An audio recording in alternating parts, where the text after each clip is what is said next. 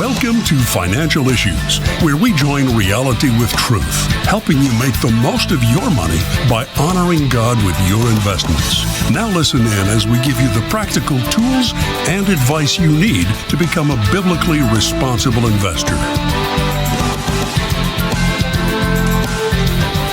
Good morning. Welcome to Financial Issues. I'm your host, Shanna Burt. Thanks for tuning in today. Well, we are live. Our phone lines are open. The phone number, if you want to get your call queued up, is 610-363-1110. We are a man down in the studio because Seth and Megan had their baby over the weekend, and mother and baby and father and the rest of the family are doing well. So thank you for praying for them, and we appreciate your support, and you can thank the Lord for successful delivery and a new addition to the Udinsky family, to the Udinsky clan. Well, on today's show, we are going to have a chance to get to your questions. 610-363-1110 is the phone number. We're going to look at the latest economic information, and we're going to hear some encouragement from the scriptures, 1 John 5 and 3. Well, let's start with the markets. After a slide into correction territory over the last several weeks for the S&P 500 and the NASDAQ, and the Dow experiencing its worst week since 2023, the markets have begun to rebound.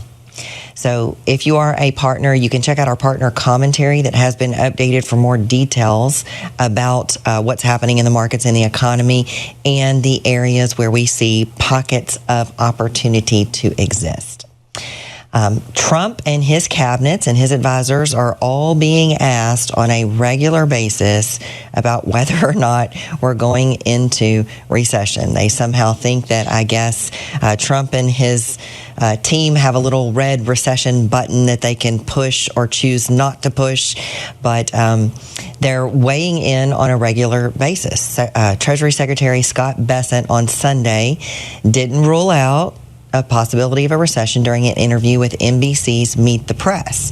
In the interview, Bessent was really put on the spot about a recession, and to that he said there are no guarantees. I mean, who would have even seen COVID coming? See for yourself how this played out in this clip. Mr. Secretary, can you guarantee the American people here and now that there will be no recession on President Trump's watch? Well, Chris, you know that there are no guarantees. Like, who would have predicted COVID? Right. So I can predict that we are putting in robust policies that will be durable. And could there be an adjustment? Because I tell you that this massive government spending that we'd had, that if that had kept going, we have to wean our country off of that. And on the other side, we are going to invigorate the private sector. That's very smart of him to say that. You know, you have to focus on what you can control, and what they can control are their policies, their procedures. They cannot control the reaction to that by our trading partners, by businesses, by consumers. You know, they can't control that part of the equation. So it's really... Just imagine, Shanna, if there was a recession, you just know that clip would be playing over and over again. In that clip, he guaranteed, I promise there's not going to be a recession. That would just be bait for the Democrats for the rest of the 4 years. Yeah, they were definitely trying to trap him into something there. But he said that the U.S. is in a transition of weaning off of massive government spending. In fact, he called it a detox process. And we talked about that last week in our commentary. You know, there's no reason to think that the transition needs to lead to a recession, he said in this clip. What exactly do you mean when you say adjustment? Could that potentially lead to a recession? There's no reason that it has to, but I can tell you that if we'd kept on this track, what I could guarantee is we would have had a financial crisis. Mm-hmm. I've studied it, I've taught it, and if we had kept up at these spending levels, everything was unsustainable. So we are resetting, and we are putting things on a sustainable path. Yep. Well, my opinion is the pain of a recession would be worth finally getting this country on a sustainable path. And we've said for years at this ministry that it would not be a painless process. So, one of the things that he said is that spending is unsustainable. Well, we have to remember that our fiscal year for this country starts in October the 1st. And that was this fiscal year was started under the Biden administration. Government spending year over year, because of the trajectory that the Biden administration had us on, is up 13% for the first 5 months of the year, with receipts unchanged. So if you have revenue unchanged, but you have the same amount of money coming in the front door, but you have more money going out the back door, it means that your deficit is going to widen if you stay on the same trajectory. So government spending needs to be replaced with private spending and industrial investment before we can expect to see proof that the golden age has begun. We wrote about that in the commentary too. So 2 major events have stopped the slide into bear territory for the markets, and maybe for longer, maybe temporarily. It just depends on how these things play out over the next several months. The first one is tariffs. If tariffs go into effect as written on April 2nd, it could bring in a lot of money for the country. It could also create price increases to some things, but probably not across the board. And sure, there could be temporary pain, but just like the president said, no pain, no gain. But there is no lack of information and transparency coming from the Trump administration.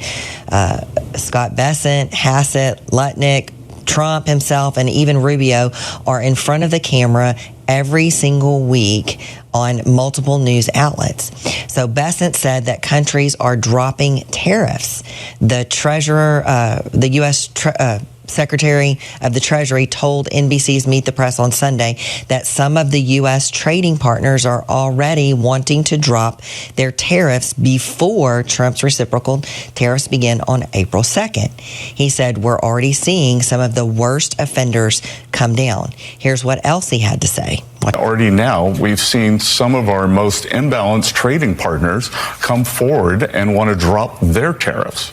So by President Trump pushing forward with a tariff plan, reciprocal tariffs, if you drop yours, we'll drop ours. We are already seeing some of the worst offenders come down. April 2nd is an important day, but I would also tell everyone to look what happens from April 2nd to, say, June 30th as the other countries come down too.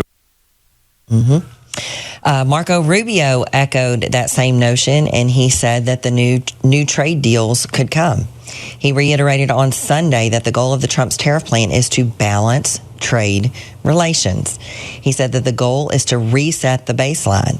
Rubio also said that from that new baseline of fairness and reciprocity, we will engage potentially in bilateral negotiations with countries around the world on new trade arrangements that make sense for both sides. Hey, there's a concept, fairness. So what happens if other companies drop their tariffs? Well, if you believe that inflation will happen because of tariffs, it makes sense that prices would drop if existing tariffs went away. So this paves the way for clarity around our revenue for this country. The second thing that needs to take place is we need to return, well, I say that lightly, we have to go way back, but we have to get to a place of conservative fiscal management of this country. The goal, Commerce Secretary Howard Lutnick said in an interview over the weekend, is for a balanced budget and to eliminate taxes for citizens making less than $150,000. Lutnick said last week that Trump's aspirational goal is to end taxes for people earning less than $150,000 a year. Watch this clip. When the president balances the budget, his first move is going to be, he has suggested that he would like to waive taxes for people under $150,000. That's aspirational, that when we balance the budget. And let me tell you, he's got a plan to balance this budget. That is so refreshing. That is one promise that I hope is kept. Now, there's a biblical concept, a balanced budget. Hebrews 13:5 encourages us to be content with what we have.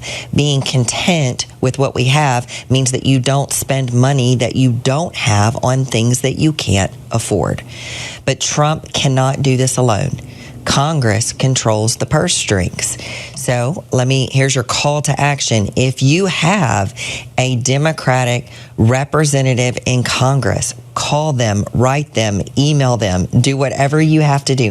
They need to hear from the people that actually cast votes that determine whether they keep their job or not. They don't need to hear from the NGOs who have been persuading them that their constituency wants the liberal left agenda that has been pushed. So do your part. Call, make your voices heard. Let Congress know what the American people will want. All right, I hear the music. That means we got to take a break. Folks, our phone lines are open. You can be the first caller in the queue if you get your call queued up right now. 610-363-1110 is the phone number to do just that. I'm your host, Shanna Burt. We're taking a break, and then we'll be back.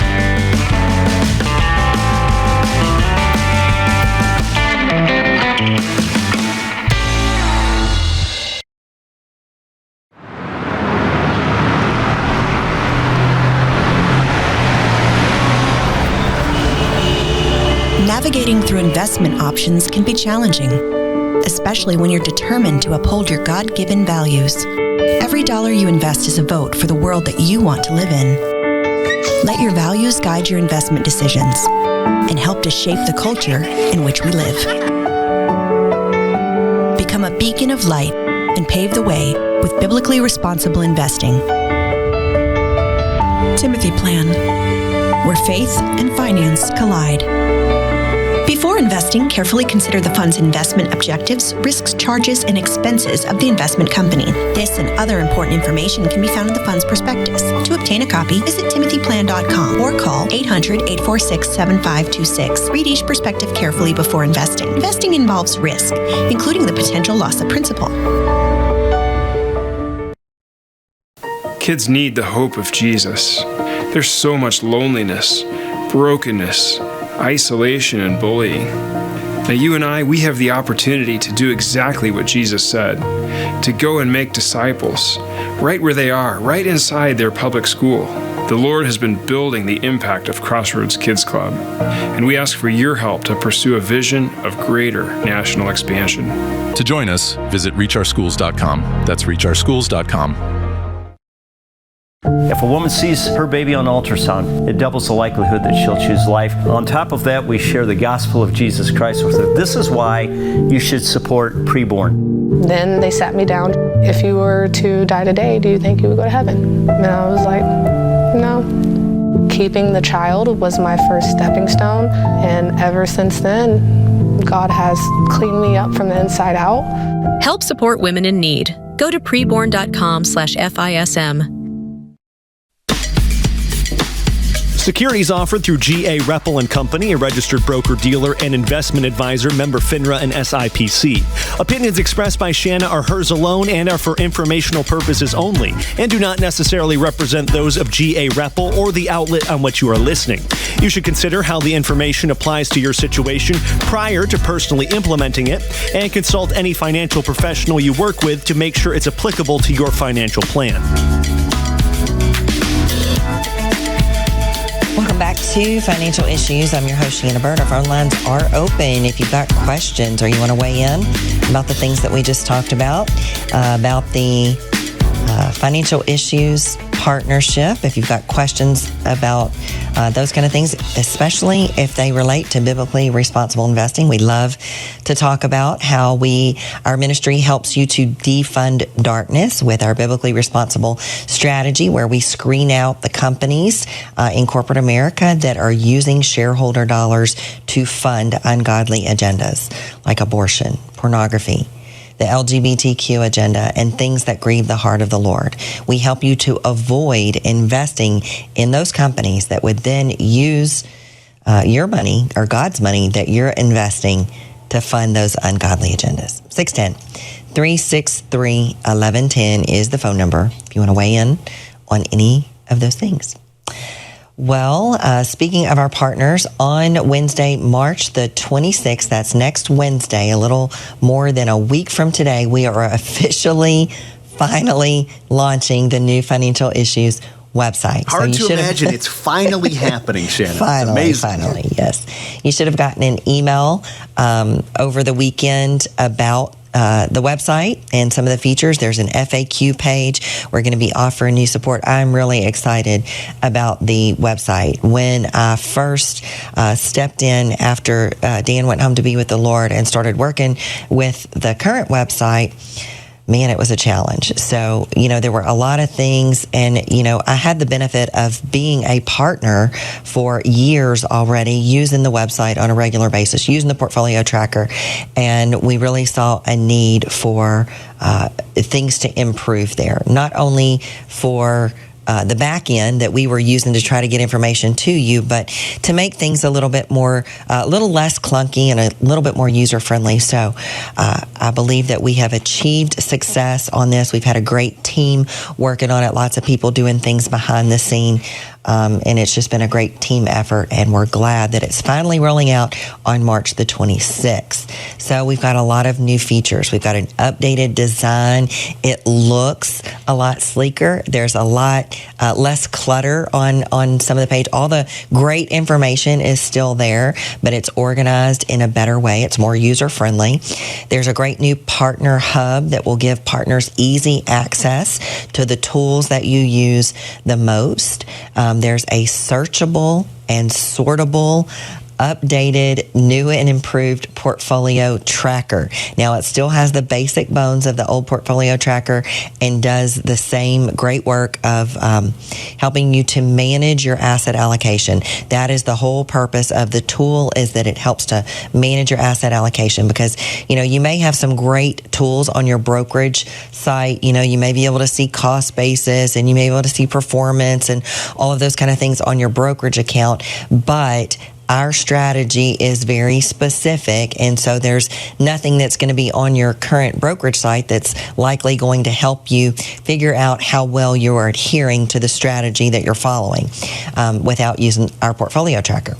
So it is there's a fully interactive partner dashboard. There's new tools. The broad and buy list are going to be sortable, and you're going to be able to filter those. You're going to be able to look at them, by sector if you want. You'll be able to sort by market cap. You'll be able to sort by a lot of different things. There's a new style feature that's going to help you. Right now, it's kind of on some of the descriptions. Some positions say whether they're for growth or income. We've kind of used a color coding system before, but, I'll be the first to admit it's been kind of hit or miss to say whether or not every position has that great information. On the new website, they all will. So you'll be able to see whether we think the position is best suited for growth, for the growth and income investor, or for the income portfolio.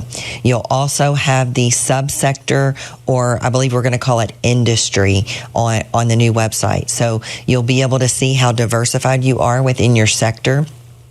There, you're also going to have dividend yield right handy for you to be able to see, and market cap. So we've tried to make it really easy for all of the information that you need to make great decisions about your portfolio to be all in one place. So as with any major website overhaul, there is downtime. The website's going to be down sometime between Monday and Tuesday of next week. That's March 24th and 25th. So in preparation for that, I would encourage you to either print or take screenshots of the data that you've input into your portfolio tracker. We do believe, we have been assured by the website company that all of the data will be preserved. We've done beta testing, we've done all the due diligence, but just in case, it's a good idea to have that. We have an FAQ, frequently asked questions, on our website that also encourages you to do that. Check that out if you have not. And finally, make sure you know your password. keep it in a safe place. But if you use a program that helps safeguard and helps you remember your passwords, it may not work on the new website because of cookies and all of that other technical stuff that I don't understand, but I just know enough to tell you to know your password. You just always say it's the cookies. That's what I blame all the time. Like, it's the cash, it's the cookies, right? I do want to tell our partners if they have questions. You mentioned the FAQ, Shanna. You can find that by going to the homepage on financialissues.org. There's a banner right above the Become a Partner tab, so you'll see it right there. All right, good. Well, no callers, but I know we have some questions. What do we got, Sam? Let's dive right into that then. We'll start with Don. He says, I have a deferred compensation equity account with almost $200,000. My wife has a same exact account with a balance of approximately $750,000. We do not need income as we both have adequate pensions. We're thinking we should begin withdrawing from these accounts to post-tax accounts. A Roth IRA might be a possibility. And for my calculations, we should take out approximately $100,000 a year without changing tax brackets. Any advice? Well, I like the way that you're thinking. Now, of course, that's a very specific question. There's a lot of personal details in there, but there's also a lot of information that I don't know. I don't know exactly what your tax bracket is. And, for those kind of reasons, I can't give advice on the show, but I can definitely give you some things to think about. So, food for thought. Now, if you're going to be in the same, so here's the basics of it. If you're going to be in the same, if you have reason to believe that you will be in the same or a higher tax bracket in the future, and I think that that's probably still a good possibility in general, not knowing your own personal situation, but it's a very good idea to consider moving some money out, especially, it sounds to me like you have a good bit, a majority, or maybe even a majority of your liquid net worth in these tax-deferred accounts. These tax-deferred accounts I also call tax-postponed accounts because you're not paying taxes on the dividends or your gains now, but you're going to pay taxes. You or your heirs are going to pay taxes at some point in the future when you take money out. So if $100,000 is what you've calculated at age 76, I would tell you you know that you're on Medicare already, so you want to watch out for the IRMA limits. If you don't know what that is, make sure you talk to your tax professional. It's where if you hit certain levels of income based on whether you're married filing jointly or single, whatever your situation is, you're married filing jointly, I'm guessing in this case.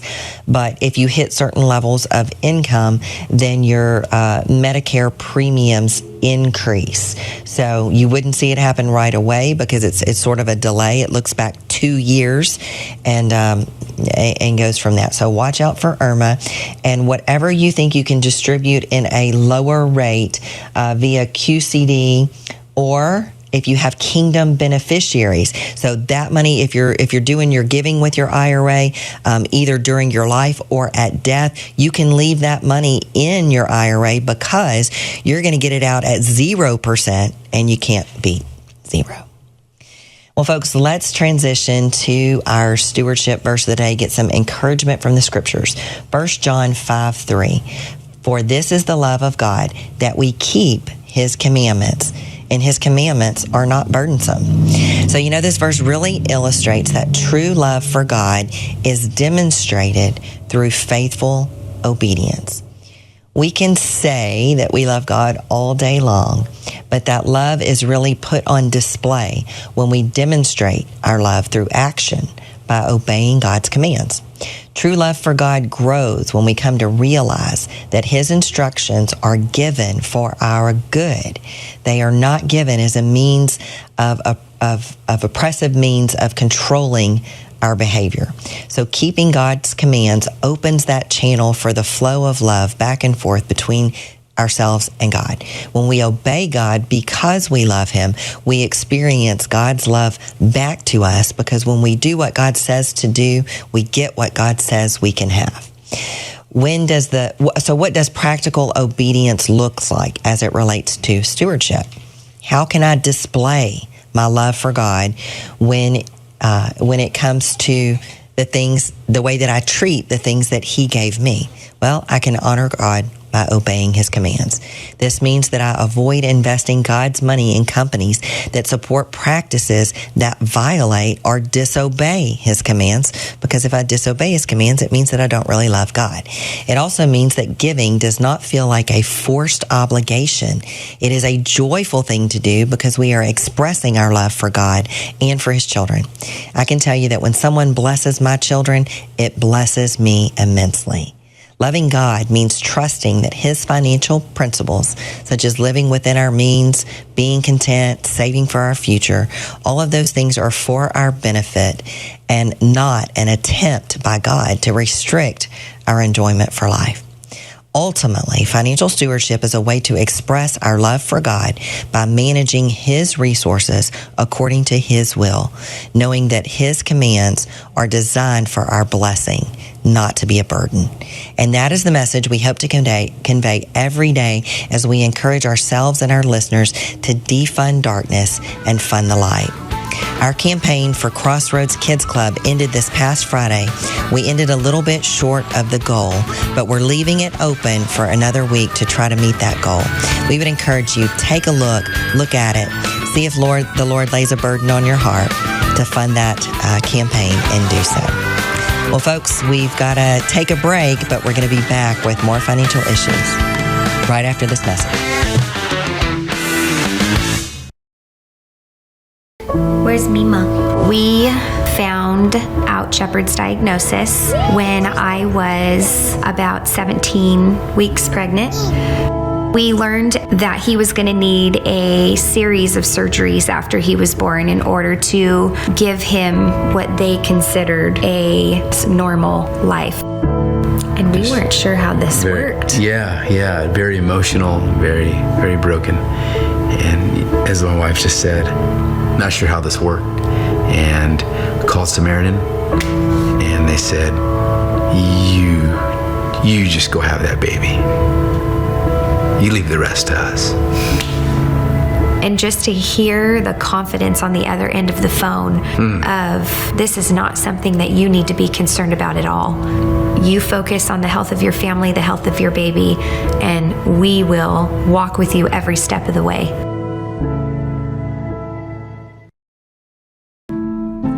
I found out I was pregnant when I was 21 years old. For me, I was scared, I was shaking. I Googled places to abort. We drive there, and as soon as we get there, I open the door, and the first thing that I see is a bunch of Bible verses in the walls. They gave me a little counseling session, they gave me the pregnancy test again, and they do an ultrasound. And that's when everything changed. When I saw my baby, and when I heard her heartbeat, that was it. We decided with my boyfriend at the time, which is now my husband, to continue the pregnancy together. We started coming to the classes, doing our homework, getting counseling together. We've seen the hand of God ever since we stepped into the pregnancy center. To find out how you can support the life-saving mission of Preborn, go to preborn.com/FISM. My wife and I, we moved into this neighborhood. We had some experience with Crossroads Kids Club. We had served at another club. We kind of thought to ourselves, like, it would be really, really cool for us to actually bring in a club that was able to share the love of Jesus with kids directly into the school. And so we started our Crossroads at Hilltop. Crossroads is amazing. You can learn all kinds of things about God. That he loves all of us. He died on the cross to pay for our sins. That he will help me in every way. There is just such tremendous opportunity to reach kids in some of these areas that just aren't being reached. Sometimes I pray every night. When I feel alone sometimes, God is right there sitting next to me. I can rely on him no matter what happens. To learn more about Crossroads Kids Club and how you can get involved, visit reachourschools.com.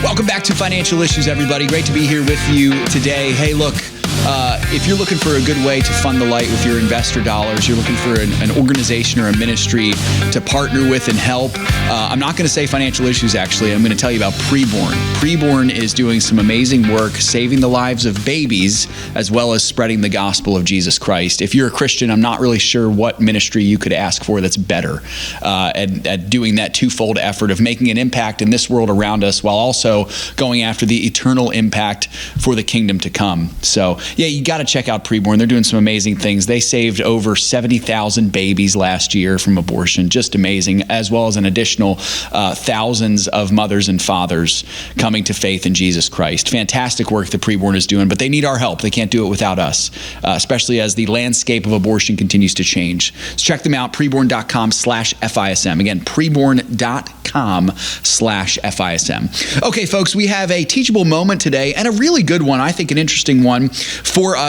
as we consider every day around this time, actually, we take a look at what is happening in the markets. We look at the stock markets with this kind of a specific emphasis on the S&P 500, the NASDAQ Composite, and the Dow Jones. Now, there are other indexes as well, or indices as we would refer to them. But this is our topic for today, and I think really good for you. So if you're interested in why we do this, or you're wondering, why do we talk about the major indices, and specifically maybe the point system of it as well, because you can see if you look right now, if you go to a website that has them, there's different point systems, percentages. If it's green, means it's trending upwards. If it's red, it's trending downwards. What does this all mean? Well, Shanna's going to explain this with a partner question here in this teachable moment. Really good stuff here. Let me give you one caveat for this. Obviously, this question was from several months ago. So we mentioned in the question that the Dow Jones was hanging around 40,000 at the time of this clip. Obviously, today, as you're watching this, it might look a little bit different. So just keep that in mind as you check this out. Here's Shanna answering this very good partner question. We had a good question that came in from Brandon, one of our partners. He was asking about the point system of the major indices. So here's the question from Brandon.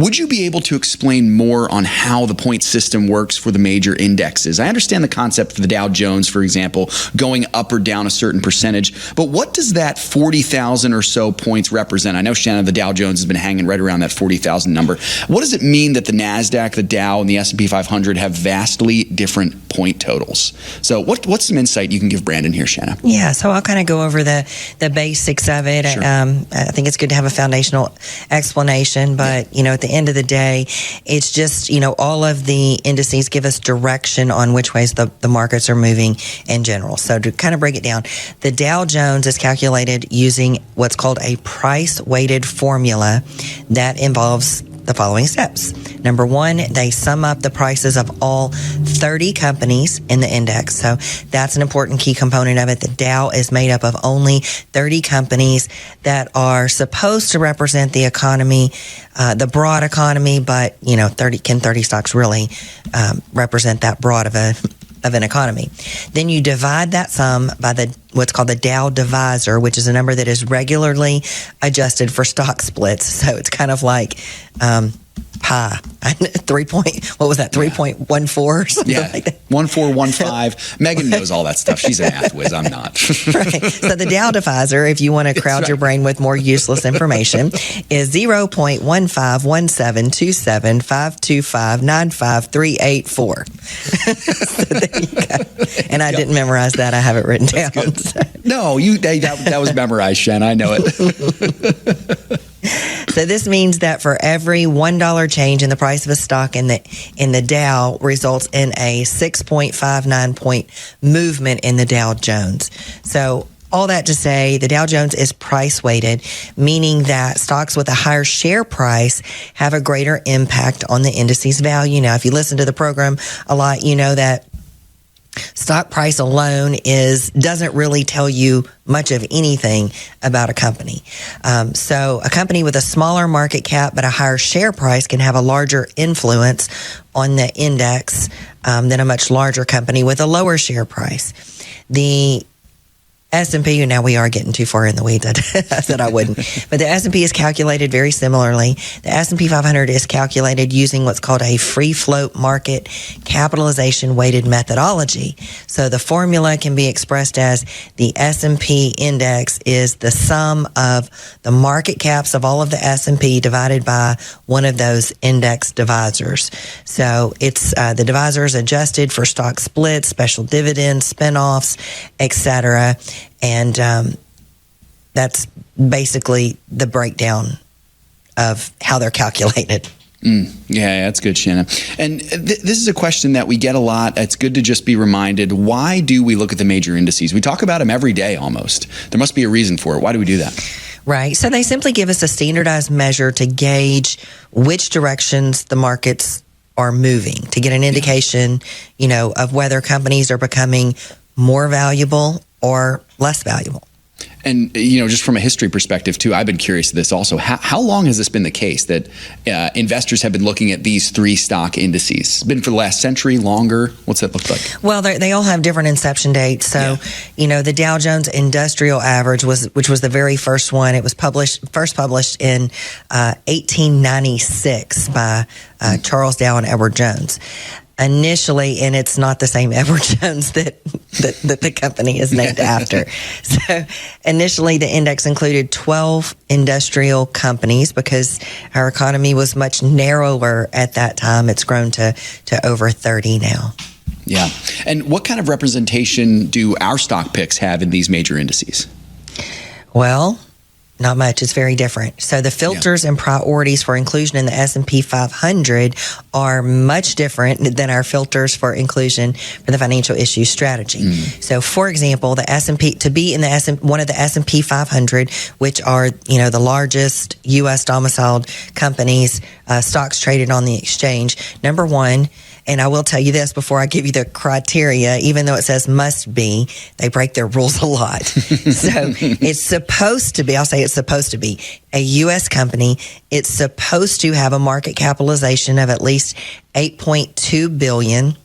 And at least 50% of its shares must be available for trade. That's referred to as the float, and it must be traded on a major U.S. stock exchange, either the New York Stock Exchange or the NASDAQ. And companies supposed to have positive earnings for the latest quarter and the previous four quarters, and they are supposed to have traded at least 250,000 daily shares in the 6 months prior to inclusion. So those are kind of the criteria for inclusion in the S&P 500.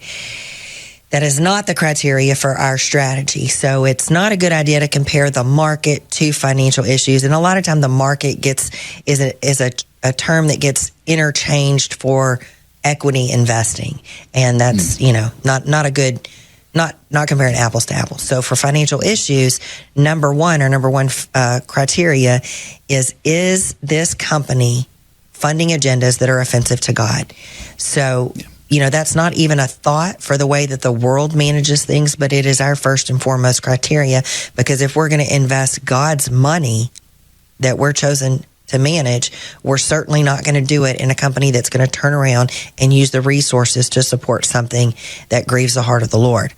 Number two, our strategy is sector driven for diversification.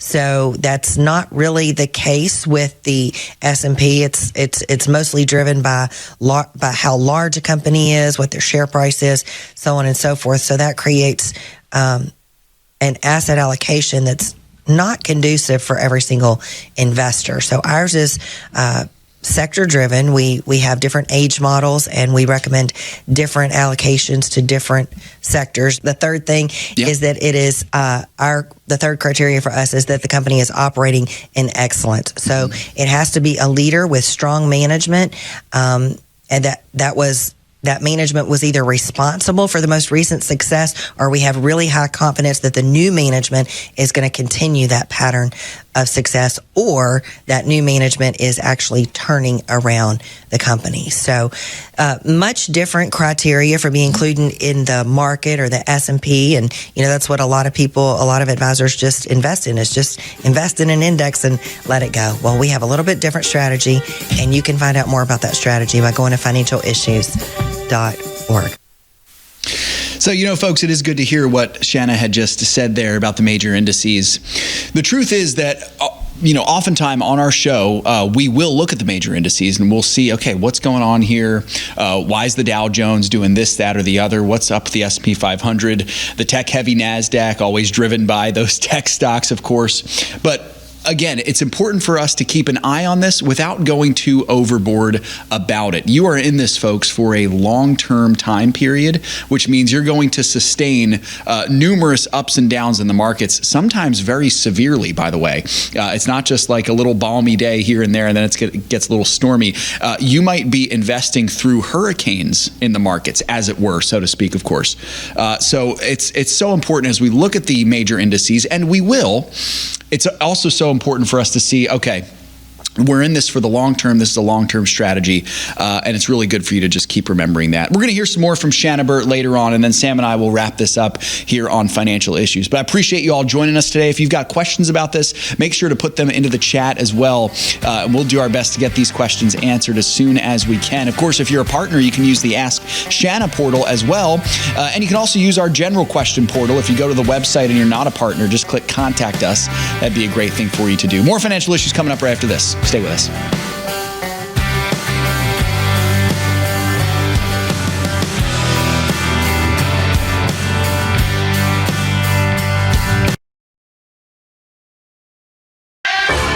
It's up to us to stand up and say, enough is enough.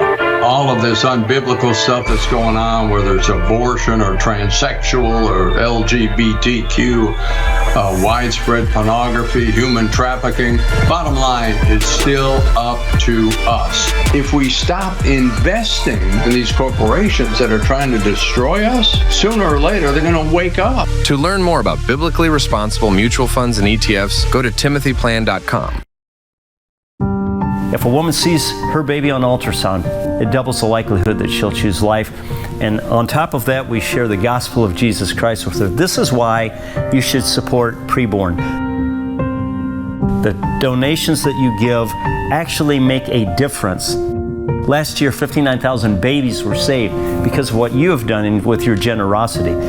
To find out how you can support the life-saving mission of preborn, go to preborn.com/FISM. What separates Crossroads Kids Club from other ministries to reach school-age children? What sets you guys apart? First of all is our connection with local churches. We mobilize, equip, train, support local church partners. We're right inside the schools. There's a number of ministries that try to serve public school children outside of the school, but we're able to be right there on the campus. Another key thing is just our values. Our highest value is actually relationships. And so we're not a ministry that's driven by a lot of fancy technology or flashy stuff, but rather getting adults who love Jesus and who love kids to sit on the floor with a group of kids, to listen to them, to love them. So I would say the relational emphasis and the simplicity of the model is actually something that makes Crossroads special as well. Help reach kids with the hope of the gospel. Visit reachOurschools.com. The opinions and recommendations expressed on this program do not necessarily represent the opinions of the station or any of the program sponsors. Additionally, all products or services offered by the program sponsors may not be known by the program. So, folks, you heard us in that last segment talk about the point system of the major indices. Now's a good time to transition to look at the question of why we look at the major indices at all. So Shanna's going to talk about that in this clip here. I think it's some really good insight for you, and then myself and Sam will wrap this all up afterwards. Here is Shanna Burt talking about the reasons behind why it might be a good idea for us, time to time at least, to look at the major indices. You hear me talk about this just about every day, where the markets are. Why do we do that? So I guess this is as good of as any for a teachable moment. So what are these three indices that are so widely quoted, and what are the differences between them, and how closely should we pay attention to them? Well, here's a brief overview. The Dow was created by Charles Dow in 1896, and it's supposed to serve. It was supposed to serve as a proxy for the broader U.S. economy. So, at the time that it was created, we were in the Industrial Revolution, and our economy was very much industrial. So that's why it's named the industrial average. And it's made up of mostly what we call blue chip stocks, the very large publicly traded companies that trade on the New York Stock Exchange and the NASDAQ. The Dow's composition has changed over time as our economy has changed. So, they're not all industrial stocks anymore. There's technology companies in there and companies that are supposed to represent the broader economy. But we'll get to the pros and cons in just a second. So the second one, the S&P 500, features 500 supposed to be all U.S. publicly traded companies. They tend to break a few of their own rules now. Some of the companies in the S&P 500 are not exactly U.S. companies. And they have the S&P 500 has an emphasis on the way it's calculated on market cap. So market cap is the price per share times the number of shares outstanding. So it has to do with how large or small a company is. The S&P was created in 1957 by the credit rating agency Standard & Poor's. So that's why it's called S&P 500. It's a floating weighted index, meaning that the market cap of the companies in the index are adjusted by the number of shares available for public trading. So because it has 500 stocks instead of 30 stocks in it, it's considered to be a much more deep and diverse way of looking at the market, so to speak, of publicly traded companies. The NASDAQ, the third indice that we look at, or the NASDAQ Composite, was created in 1971. It is a market cap weighted index of around 2,500 stocks that are listed for trading on the NASDAQ stock exchange. So 2,500 stocks, even more broad of an indice than the S&P 500. So which one do we watch? Well, we talk about all of them just because that's what you hear the most about. So we talk about that. It is a general indication of how the equity markets are going. So what are the criticisms? Well, the Dow obviously only consists of 30 large cap U.S. companies. So it's not really a broad measure of the total market. And it excludes utilities and transportation because they have their own separate indices. And it's price weighted. So this means that the index that's price weighted, higher share prices have a greater influence. So if you think about a stock that is $10 a share and it goes to $20, well, that's a 100% increase. A different stock may have a stock price of 110, and if it goes to 120, that is less than a 10% increase. So even though the percentage move is greater in the first example, it has sort of the same impact on the overall index. I know that's kind of a lot there, but the S&P is a little bit more representative because it has more stocks, 500 versus the Dow's 30, and it's a market cap weighted method. So giving a higher percentage, a higher weighting to companies with the largest market caps, while the Dow is price weighted. So you heard a good bit about the Magnificent Seven last year. Those were the 7 stocks that were responsible for the majority of the positive return in the market. So that's what you get when you have these kind of indices. It's not necessarily representative of every stock that's out there. The NASDAQ is a market cap weighted index, and it means that it is heavily influenced by larger companies. So NASDAQ, remember, includes 2,500 stocks. 50% of the NASDAQ performance is attributed by the top 10 companies. So 2,500 stocks, 10 companies are responsible for 50% of the performance. And then if you look by sector, it's not really representative of what a regular portfolio should be anyway. 55% technology. So how much should you pay attention to the markets? Well, you take it with a grain of salt as a broad measure of how stocks are moving, but not really a good benchmark for a diversified portfolio, which is what we give you with our strategy. So your portfolio should look nothing like any of the market indices that I just mentioned. The indices are a measuring stick, or a really bad measuring stick for your portfolio if you're under 40, unless you're under 40 and only invest in an indice. And if you do biblically responsible investing, it is a really bad benchmark because a good percentage of those are not biblically responsible. Those good words from Shanna there, folks, of course. Just as a wrap up here, and keep in mind, this might be something you've heard before, but it's always good to remind ourselves what we need to know, especially when we're considering these major indices and why we look at them. The S&P 500, NASDAQ, and the Dow in particular. Sometimes we'll also look from time to time at the Russell 2000, by the way, mostly small cap stocks. Once in a while, we'll look at the VIX, different things like that. But when we're talking about publicly traded companies and the stock markets in particular, these big three are usually the kind of what that term markets is kind of a catch-all for.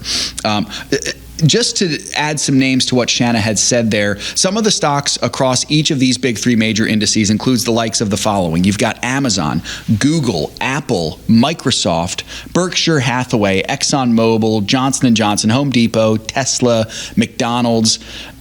If it's a big name company, there's a good chance, if you've heard it before, if you see the commercials a lot on television, it's a good chance that it's part of one of these major indices. You can see a wide range of sectors are covered here as well across all three of them.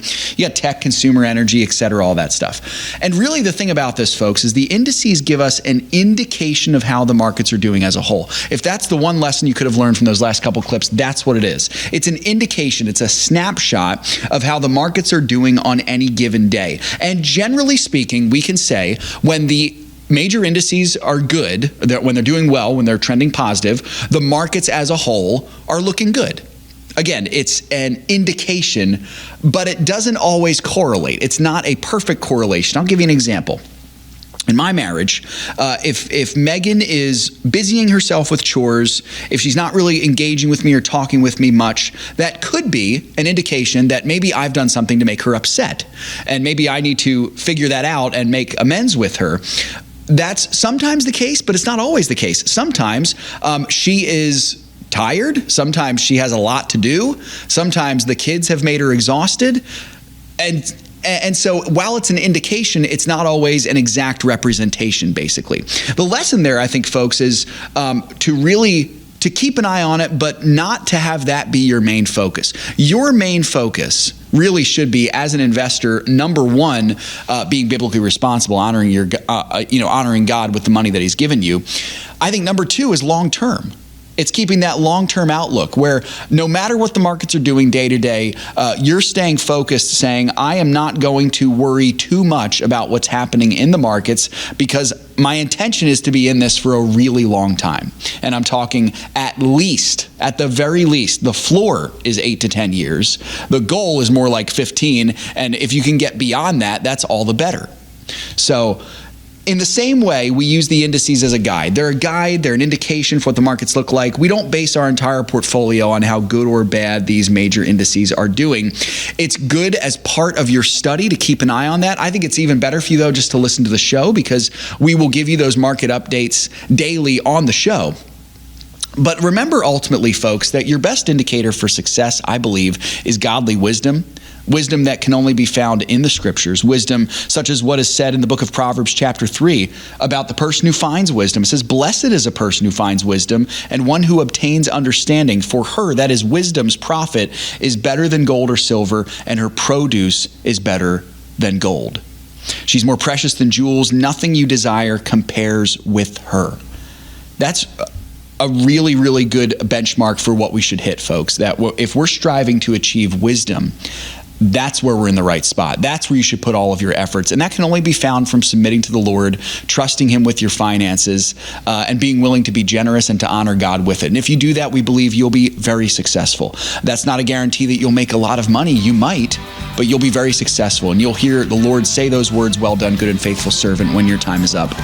Well, it was great to be here with you folks. I hope it made a little bit of sense for you to talk about these things. Again, if you have questions, you got to get those questions in. You got to get them in right away. You can call. That's the best way to get your question answered, is to call our radio line at 610-363-1110. You can also put your questions up on social media, on the website, on that Contact Us page, and on the Ask Shanna page for partners as well. God bless you all. It was great to be here with you. Remember, everything you have belongs to the Lord. Let's be found good and faithful stewards with all of it. God bless.